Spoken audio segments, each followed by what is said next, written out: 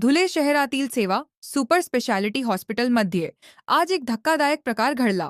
सेवा हॉस्पिटलमधील सफाई कर्मचारी सुनील वाघ याने प्रशासकीय अधिकारी राजेंद्र डेहरे आणि ओटीतील ब्रदर महेंद्र बोरसे यांच्यावर चाकूने हल्ला केल्याची घटना घडली। या हल्ल्यात दोघेही गंभीर जखमी झाले आहेत।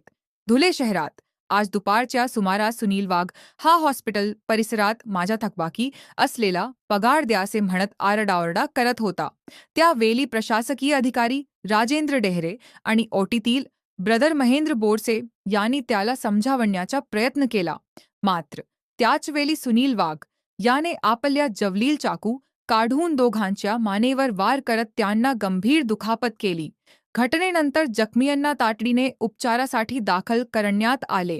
या घटनेची माहिती मिळताच धुळे शहर पोलिसांनी घटनास्थळी धाव घेत संशयित आरोपी सुनील वाघ याला ताब्यात घेतले आहे। या प्रकरणी शहर पोलीस ठाण्यात गुन्हा दाखल करण्याची प्रक्रिया सुरू आहे। दरम्यान पत्रकारांनी हॉस्पिटलचे डॉक्टर राजेश अग्रवाल यांच्याकडे या घटनेबाबत विचारणा केली असता हल्ल्याचे नेमके कारण अद्याप समजू शकले नसल्याचे त्यांनी सांगितले।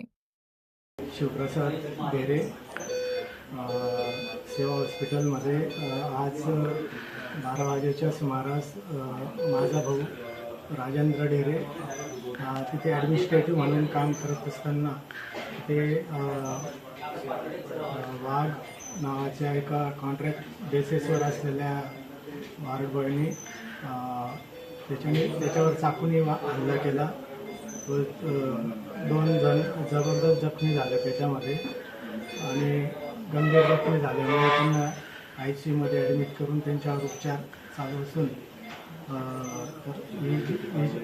ही जी घटना घडली ती एकदम चुकीची घडलेली आहे। याच्यासाठी आता तर आम्ही तक्रार वगैरे पण आता दिलेली आहे, तर याच्यावर योग्य ती कारवाई करण्यात यावी आणि सेवा हॉस्पिटलमध्ये याच्या पुढे असे काही प्रकार घडायला नको त्याची काळजी घेण्यात यावी।